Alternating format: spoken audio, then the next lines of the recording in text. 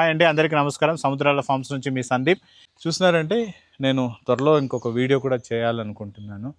ఏం వీడియో అంటే ఫామ్ హౌస్కు ఎంత ఖర్చు అయింది, ఎన్ని రోజుల్లో మేము ఈ వర్క్ అంతా కంప్లీట్ చేసినాము, అదేవిధంగా అనవసరమైన ఖర్చులు ఏ విధంగా అయినాయి, వితిన్ బడ్జెట్లో చేసినటువంటి పనులేమి, అవుట్ ఆఫ్ ద బడ్జెట్ అంటే ఎక్కువ ఖర్చు అయ్యేటటువంటి అనవసరమైన ఖర్చులు ఏంటి అని చూపిస్తాను. అంటే ఇది చూపించే ప్రయత్నం ఏమంటే రేపు ఎవరైనా మన వ్యూవర్స్ కానీ సబ్స్క్రైబర్స్ కానీ ఇలా ప్లాన్ చేసుకుంటూ ఉండేటప్పుడు ఖచ్చితంగా ఈ వీడియో ఉపయోగపడుతుంది అనేటువంటి ఒక ఉద్దేశం మాత్రమే. ఇది స్విమ్మింగ్ పూలు. సారీ అండి, ఏమనుకోకండి, ఎందుకంటే ఇది ఇంకా క్లీన్ చేయలేదు. సమ్మరు స్టార్ట్ అయింది, పిల్లలకి అప్పుడు క్లీన్ చేస్తామనేటటువంటి ఉద్దేశంతోనే నేను ఈ స్విమ్మింగ్ పూల్ను క్లీన్ చేయించలేదు. క్లీన్ చేయించకపోయినా ప్రతిరోజు ఈ విధంగా నీళ్ళతో నింపి కరెంటు లేని సమయంలో సింగిల్ ఫేస్ కరెంటు మోటార్తో సహాయంతో మొత్తం మన పొలాలకన్నిటికీ డ్రిప్ ఇరిగేషన్ సిస్టమ్ను నేను ఇంట్రడ్యూస్ చేశాను. ఆ డ్రిప్పుల ద్వారా ఇక్కడ చూడండి, ఈ పైప్ ఉంది కదా, ఈ పైప్లో నీళ్ళు వెళ్తుంది. అంటే బోర్ నుంచి వాటరు ఈ స్విమ్మింగ్ పూల్లో వచ్చి చేరుతుంది.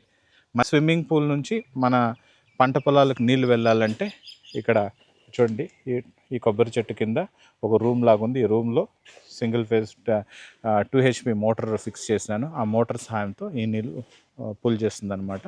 అంటే ఇక్కడ మల్టీపర్పస్గా నేను ఈ స్విమ్మింగ్ పూల్ను నేను డిజైన్ చేసినాను. అంటే సమ్మర్లో పిల్లలు స్విమ్ చేసుకోవడానికి, మనం స్విమ్ చేసుకోవడానికి స్విమ్మింగ్ పూల్ గాను, మళ్ళీ వింటరు రైనీ సీజన్లో మనము దీన్ని యూస్ చేయమన్నమాట. అంటే స్విమ్మింగ్ పర్పస్కి యూస్ చేయము, ఎందుకంటే చలి ఎక్కువగా ఉంటుంది కాబట్టి మనకు మెయింటెనెన్స్ కూడా కష్టం కాబట్టి నేను అలాగే వదిలేస్తాను. సో సంవత్సరంలో దాదాపుగా ఒక 3 months నేను క్లీన్గా మెయింటైన్ చేసి మేనేజ్ చేస్తాను ఈ స్విమ్మింగ్ పూల్. నేను గత వీడియోలో చెప్పినట్లు అప్పుడు ట్రాక్టర్ తీసుకురావడము, ఆ డిస్క్రిప్షన్లో లింక్ కూడా ప్రొవైడ్ చేస్తాను, మీరు చూడకపోయింటే ఆ వీడియోని చూడండి. ట్రాక్టర్ సహాయంతో దున్నిచ్చి ఇక్కడ ముసగజొన్న వేసినాను ఆవుల కోసం అనేసి. బాగానే వస్తుంది, పర్లేదండి. సమ్మర్లో అయినా వర్షం, వారానికి ఒక వర్షం పడుతూ ఉంది భగవంతుని దయ వల్ల మా ప్రాంతంలో. నిన్న కూడా ఓ మోస్తారు జల్లుల కన్నా కొద్దిగా ఓ మోస్తారు వర్షం పడింది, అందువల్ల తేమ అనేది ఈ విధంగా ఉంది. ఈ గేట్ ఫిక్స్ చేసినాం కదా, ఈ గేటుకు కింద బేస్మెంటు కాంక్రీట్తో రెడీ చేస్తున్నారు, ఆ వర్క్ జరుగుతూ ఉంది. ఇంకా అవన్నీ అయిన తర్వాత ఇటువైపు చూస్తే నేను ముందు చెప్పినట్లే ఇక్కడంతా పప్పాయ చెట్లు నాటినాము, పూలు కూడా పూస్తూ ఉన్నాయి, బాగానే వస్తున్నాయి. నిన్నే దాదాపుగా క్లీన్ చేయించినాము ఇక్కడ, ఎందుకంటే పాదులు తీపిస్తే కానీ క్లీన్గా ఉండదు. చూడండి, రకరకాల పళ్ళ చెట్లు. అంటే మనం లోపలికి వచ్చినామంటే ఇర్రెస్పెక్టివ్ ఆఫ్ సీజన్, అంటే సీజన్తో సంబంధం లేకుండా ఏదో ఒక పండు ఇక్కడి అతిథులు, అంటే మమ్మల్ని వెతుక్కొని వచ్చిన వాళ్ళు, మా బంధువులు, శ్రేయోభిలాషులు ఎవరు వచ్చినా కానీ ఉత్త చేతులతో పంపించకుండా వాళ్ళ నోటిని తీపి చేయాలనేటువంటి ఒకే ఒక ఉద్దేశంతో రకానికి ఒక పళ్ళ చెట్లు నాటినాను. చూడండి, ఇది నిమ్మ, సిట్రస్ నిమ్మ, ఇక్కడ పప్పాయ, ఇక్కడ కొబ్బరి చెట్టు, అదేవిధంగా మల్బరీ చెట్టు. ఇంక ఇక్కడ చూస్తున్నారంటే ఇది నేను ఇంకో వీడియోలో కూడా చెప్పినాను, ఇదేమో తెలియదు అన్నాను కదా, మళ్ళీ చెప్పినాను, ఇదేదో జామకాయలో ఒక టైప్ చెట్టు అనమాట. ప్రతిరోజు ఇప్పుడు కూడా ఇంకా 2-3 రోజుల్లో మనకు ఇది పండుగ మారుతుంది, అలాగే కోసి తినచ్చు. అదేవిధంగా జామ చెట్టు, చూడండి జామ చెట్టు. ఇంకా అటువైపు వెళ్ళామంటే సపోటా చెట్లు, పెద్ద పనస చెట్లు, ఈ విధంగా. ఇక్కడ చూడండి, ఎదురుగా మామిడి చెట్టు. ఇక్కడ ఈ మామిడి చెట్టులో చూసినారంటే చూడండి, రవి ఇది చందురానేనా? చందురానేనా? చూడండి, ఇది చందురా. ఇటు సైడ్ చూస్తారంటే చందుర, చూస్తున్నారా, బాగా ఇప్పుడే కాత ఆరంభమైంది. ఇంకొద్ది రోజుల్లో ఇంకా సైజు పెరుగుతుంది. ఇంకా ఇక్కడ చూడండి, ఇది మా సైడ్ బెంగళూరా అంటారు, ఇది మామిడికాయ టైపు బెంగళూరా. ఇక్కడ చూడండి, పుదీనా వేసినాము, వర్షం వల్ల బాగా ఇంకా అంటుకోంది. ఇప్పుడే ఏం చేస్తానంటే మామూలుగా రసం ప్రతిరోజు నేను ఇక్కడే వంట చేసుకొని తింటానని మీకు అందరికీ తెలుసు. వంట స్టార్ట్ చేసేక ముందు, వంట చేసేట మధ్యలో ఈ పుదీనా కోసుకొని వెళ్తాను రసానికి. ఇంకా ఇక్కడ చూసినారంటే కరివేపాకుని చూడండి, పోపు పెట్టేటప్పుడు కరివేపాకు ఇక్కడ నుంచి కోసుకొని వెళ్తాను.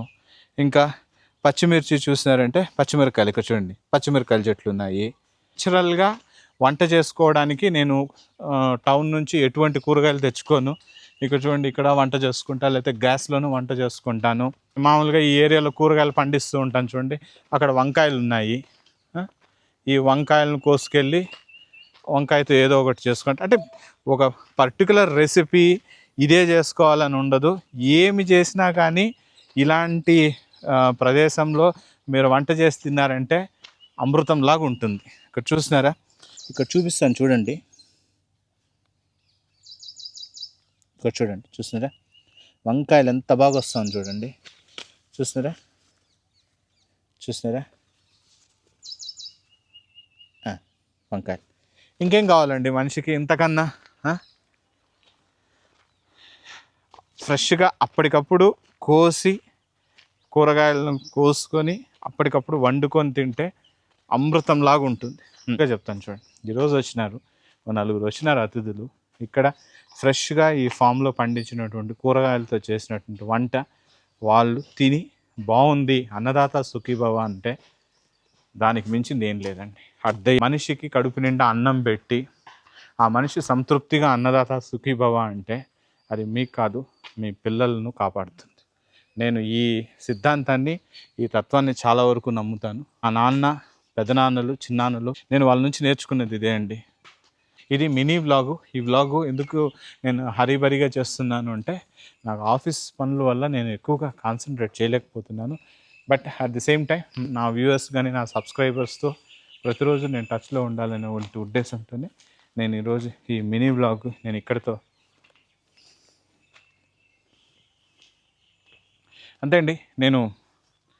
నేను చెప్తాను ఇప్పుడు నా పరిస్థితి ఏంటి అనేది నేను చెప్తాను. ఇది మినీ వ్లాగ్గానే నేను క్లోజ్ చేయబోతున్నాను. ఎందుకు అంటే ఈ వీడియోని ఈ వ్లాగ్ని నేను కంప్లీట్ చేయాలనుకుంటున్నాను. ఎందుకంటే ఇది ఒక మినీ వ్లాగ్గానే నేను చేసినాను. కారణం ఏమంటే లెందీ వ్లాగ్స్ చేయాలి అంటే టైం తీసుకుంటుంది, ఎడిటింగ్ టైం తీసుకుంటుంది. చాలామంది అడిగినారు, ఏం జాబ్ వదిలేసినావా, కంప్లీట్గా వ్యవసాయంలోకి దిగేసినావా అని కూడా అడిగినారు. లేదండి, నేను మన ఛానల్ ద్వారా నేను అందరికీ చెప్పేది ఏమంటే నేను ఎక్కడ కానీ జాబ్ వదలలేదండి.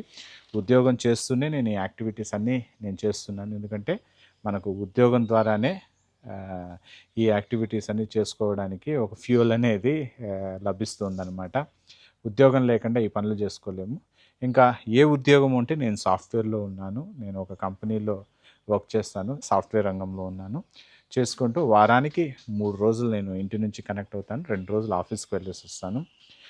ఇక్కడ నుంచి బెంగళూరు, కుప్పం నుంచి Bengaluru by train, Whitefield, ITPL దాదాపుగా 1 అవర్ జర్నీ వెళ్ళి నేను లాగిన్ అయ్యి అక్కడ ఆఫీస్ వర్క్ చూసుకొని వస్తాను. దాదాపుగా ఈ విధంగా ప్లాన్ చేసుకుంటూ ఉంటాను. మార్నింగ్ 9 గంటలు 9:30కు ఫామ్ హౌస్కి రావడము, ఈ విధంగా నేను ఇప్పుడు మీకు చూపించిన ఇవన్నీ కూడా ఒకసారి చూసుకోవడము.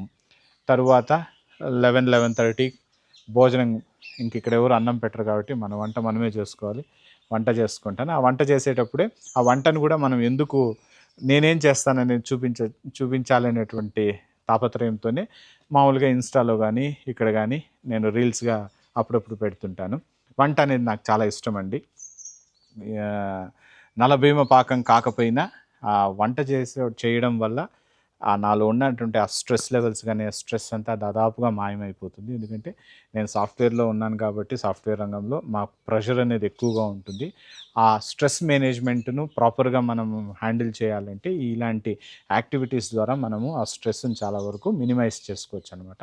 వంట చేసుకొని 12:30, 1 o'clock నేను కూర్చుంటాను. ఇప్పుడే మీకు వీడియోలో కూడా చూపించినాను కదా, ఆఫీస్ సెటప్. మెయిల్స్ వచ్చినప్పుడు కానీ ఏదైనా ఇంపార్టెంట్ కాల్స్ ఉంటే 2 గంటలకు లాగిన్ కాకముందే ఏదైనా ఇంపార్టెంట్ ఉంటే ఈ విధంగా చేసుకుంటూ నేను యాక్టివిటీస్ని కూడా ప్లాన్ చేసుకుంటాను. కూర్చొని ఆఫీస్ వర్క్ ఇక్కడే చేసుకుంటాను. దాదాపుగా ఒక 5:30, 6 వరకు ఇక్కడే వర్క్ చేసుకుంటాను.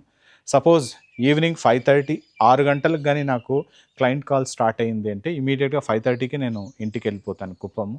లేదు అంటే దాదాపుగా ఒక 6 వరకు ఉండి ఆవు పాలు, ఫ్రెష్గా పిండిన ఆవు పాలు, మా పిల్లలకు దేశీ ఆవు పాలు, ఒక ఆవు ఉంది అని చెప్పినాను కదా, ఆవు పాలు తీసుకొని నేను ఇంటికి వెళ్తాను. ఇంటికి వెళ్ళిన తర్వాత ఇంకా కంటిన్యూస్గా ఒక 11-11:30 వరకు నేను ఆఫీస్ పని చేసుకుంటుంటాను. మధ్యలో సమయం దొరికినప్పుడు ఈ ఎడిటింగ్ ఇలాంటివి చేసుకుంటుంటాను. చాలామంది కూడా అడిగినారు, ఇంత ధైర్యంగా సోషల్ ప్లాట్ఫామ్కి వచ్చి నువ్వు సాఫ్ట్వేర్లో ఉండి చేస్తావు అంటే, ఏం కాదండి. మీ జాబ్ మీరు చేస్తూ మీ ప్రొడక్టివిటీ మీకు కరెక్ట్గా ఉండి మీకు ఇచ్చినటువంటి వర్క్ను మీరు ఆ పర్టికులర్ టైంలో ఆ స్ప్రింట్లో కానీ మీరు కంప్లీట్ చేసినారు అంటే ఎవరేం క్వశ్చన్ చేయరు. మోర్ నాకు దాదాపుగా ఇంకా ఈ నవంబర్ వచ్చిందంటే 20 ఏళ్ళు కంప్లీట్ అయిపోతుంది నేను ఈ సాఫ్ట్వేర్ రంగానికి వచ్చి. కాబట్టి కొద్దో గొప్ప నాలెడ్జ్ గెయిన్ చేసినాను. మహా మేధావి ఐటీ దిగ్గజం అయితే నేను కాదు, ఒక సాధారణ ఎంప్లాయీ మాత్రమే. సో నేను చేసేటటువంటి పనుల వల్ల నా ఉద్యోగానికి ఎసురు వస్తుందంటే ఆల్మోస్ట్ 20 ఏండ్లు సాఫ్ట్వేర్ రంగంలో వర్క్ చేసిన తర్వాత ఇంకా మీ కెరియర్ చరమాంకానికి వచ్చినట్లే అనమాట. ఎవరికి భయపడాల్సిన పనిలే. ఎందుకంటే ఏదైనా తప్పు చేస్తే భయపడాలి, తప్పుడు వీడియోలు చేస్తే భయపడాలి, ఇంకేనా చేస్తే భయపడాలి, కానీ మనం అలాంటివి ఏం చేయడం లేదు. నలుగురికి ఉపయోగపడేటటువంటి విషయాలే నేను చూపిస్తున్నాను కాబట్టి ఆ భయపడాల్సిన అవసరం లేదు అన్నమాట. భగవంతుడు ఎప్పుడు కరుణిస్తే అప్పుడు అవుతుంది. అంతవరకు ఉద్యోగం చేసుకొని పెద్దల మాట వింటూ కొన్ని విషయాల్లో హెచ్చుతంట్లకు పోకుండా అన్నీ నోరు అదుపులో పెట్టుకొని వర్క్ చేసుకొని వెళ్ళాలి. ఎందుకంటే ఇది మిడిల్ ఏజ్ అన్నమాట. పిల్లలు, ఉద్యోగము, ఇలాంటి యాక్టివిటీస్ ఇవన్నీ మోర్ రెస్పాన్సిబిలిటీస్. ఎప్పుడైతే బాధ్యతలు పెరుగుతుందో ఆటోమేటిక్గా మనిషిలో ఆ ఆవేశం తగ్గుతుంది, ఆలోచనలు అనేది పెరుగుతుంది. సో నేను కూడా ఈ ట్రాన్సిషన్ పీరియడ్లోనే ఉన్నాను.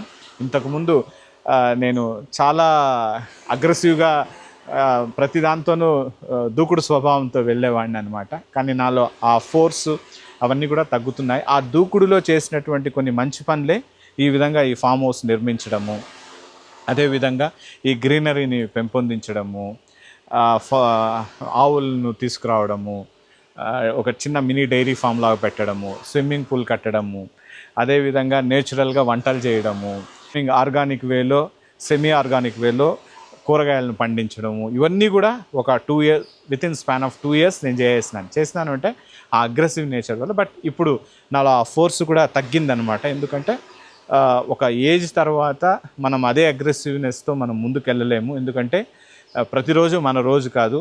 ఇంతవరకు మనకు మంచి జరిగింది కాబట్టి ఆ భగవంతునికి ఎప్పుడు మనము కృతజ్ఞత తెలుపుకుంటూ మనకు ఈ పుట్టుకు కారణమైనటువంటి తల్లిదండ్రులను సదా ప్రేమిస్తూ వాళ్ళు ఇచ్చేటటువంటి సలహాలతో ముందుకెళ్తే చాలండి. ఇది నేను ఏదో వీడియో ముందుకు వచ్చి చెప్పడం లేదు, ఎమోషనల్గాను చెప్పడం లేదు. నేను ఎక్కడో అమెరికాలో ఉండాల్సిన వాడిని, బెంగళూరులో ఉన్నాను. నేను ఇప్పుడు అమ్మా నాన్నకు ఏజ్ అయిందనమాట. నా కోసం వాళ్ళు బెంగళూరుకు వచ్చి అక్కడ ఉండలేరు. నాకు ఎప్పుడైతే భగవంతుడు వారానికి 3 రోజులు వర్క్ ఫ్రమ్ హోమ్ ఇచ్చినప్పుడు, కుప్పం నుంచి వైట్ఫీల్డ్ 1 hour జర్నీ అయినప్పుడు ఎందుకు నేను ఇక్కడే సెటిల్ కాకూడదు? కరోనా ఒక రకంగా నాకు మంచి చేసిందనే చెప్పాలి. ఆ ఉద్దేశంతో ఇక్కడికి రావడము, ఇవన్నీ ఎస్టాబ్లిష్ చేయడము, తద్వారా తల్లిదండ్రులతో ఏజ్ అయిన అమ్మ నాన్నలతో వాళ్ళతో పాటు ఉండడము. కుటుంబం అయిన తర్వాత అన్నీ ఉంటాయండి. బట్ అట్ ది ఎండ్ మనం కూడా చూసుకోవాలి.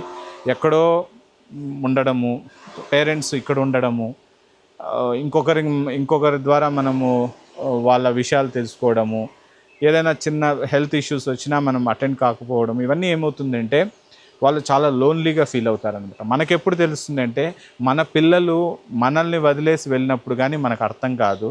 కాబట్టి ఇది మీరు అర్థం చేసుకుంటారని ఆశిస్తూ మనం ఇంకొక కొత్త వీడియోతో ముందుకు వస్తాము. అంతవరకు సెలవండి.